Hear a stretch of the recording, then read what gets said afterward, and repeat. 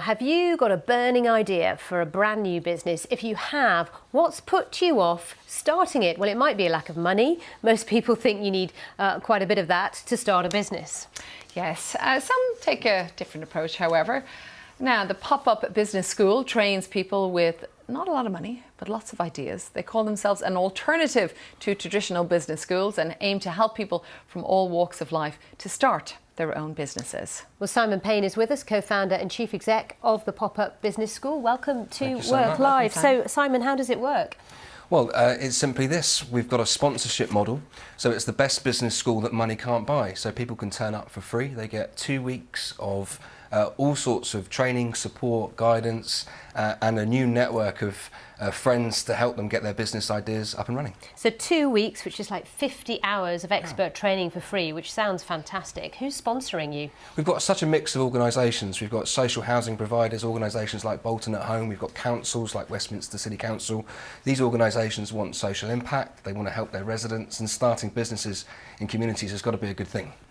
I saw this figure that 40% of respondents to a survey that took a look at 65 economies worldwide thought it was easy to start a business. Would you agree with that, with your experience?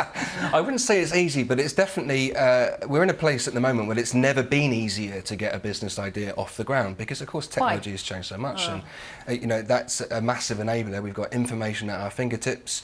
We can start a business in minutes. We can build a free website in minutes and, you know, get online, use social media and start talking to customers. So we've got those things there. I wouldn't say it's easy, but it's certainly a lot easier than it was. You started this in 2011. Yeah. Have you seen this change since the referendum in 2016? Everybody's talking about uncertainty, how difficult it is for businesses to navigate this period we're in the UK. What's your experience been? I think it's an upward trend. I think our courses are getting fuller. I wouldn't, you know, say that it's necessarily about the referendum, but it's certainly about people wanting to take control of their own destiny, and the uncertainty out there, you know, over jobs and over our futures and so on, means that, you know, if you're making your own money, 14 to 20 customers a month could be a life-changing number for people. So if they can earn their own money, then they're almost insuring themselves against the uncertainty. How do people hold on to control of their ideas, though, if they don't have a lot of capital?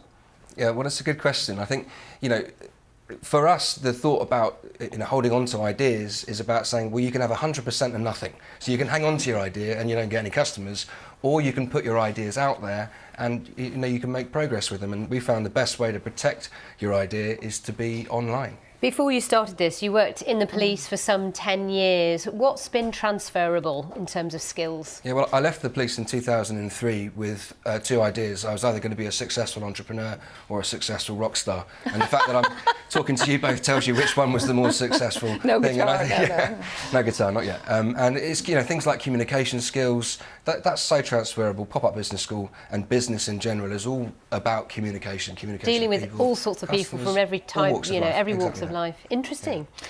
Simon, thanks for coming in. Thank you so much. Thank you, Simon.